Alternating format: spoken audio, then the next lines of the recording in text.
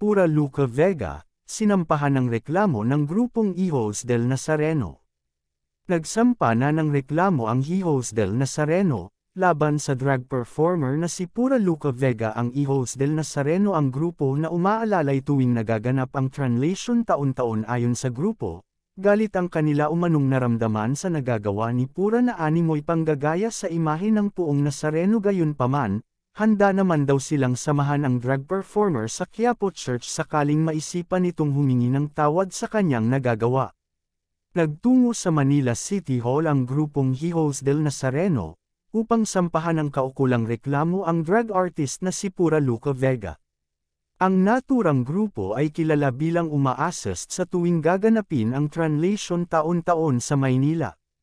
Isang buwan ang lumipas bago tuluyan na nilang naisip ang samapahan ng kaso ang nasabing drag artist na matatandaang makailang beses na ginaya ang imahe ng Poong Nazareno.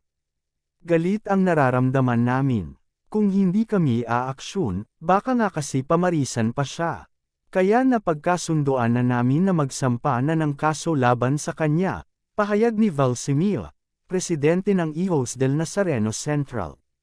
Paglabag sa Article 201 ng Revised Penal Code ang isa sa mga reklamo kay Pura.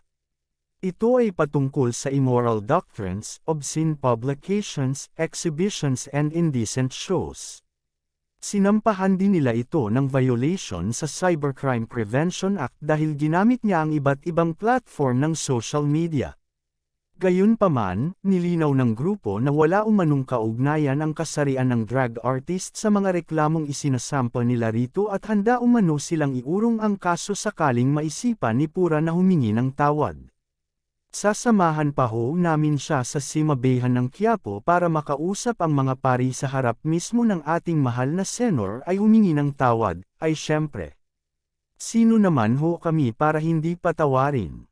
Ang drag party ay isang uri ng social gathering kung saan malaya di umano ang mga drag artist na gumaya ng mga kilalang personalidad. Isang halimbawa nga rito ay ang kontrobersyal na panggagaya umano ni Pura Luca Vega na nakadamit na tulad umano ng imahe ni Hesukristo. Gumawa ng ingay performance na ito ni Pura dahil sa umano'y paggaya niya kay Jesus Christ at nakadagdag pa sa issue ay ang pag-awit ng Ama Namin, na sagradong dasal para sa mga Katoliko. Isa sa mga umalma sa naturang kontrobersya ay ang ex-PBB housemate na si Karen Bordador. Nilarawan niyang looked evil ang naturang palabas. Katunayan, hindi na raw niya natapos pa ang buong video na kalat na ngayon sa social media pages. Gayun din si Bataan Rep. Geraldine Roman na bilang kapwa LGBT, pinaalalahanan niya si Pura sa mga bagay na maaring madamay ang kanilang komunidad. Sa kabila ng mga pambabatikos na ito, patuloy pa rin ginagaya ni Pura ang imahe ng Poong Nazareno.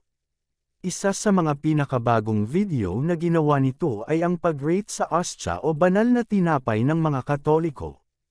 Habang ginagawa ito, nakadamit pa rin niya ng imahe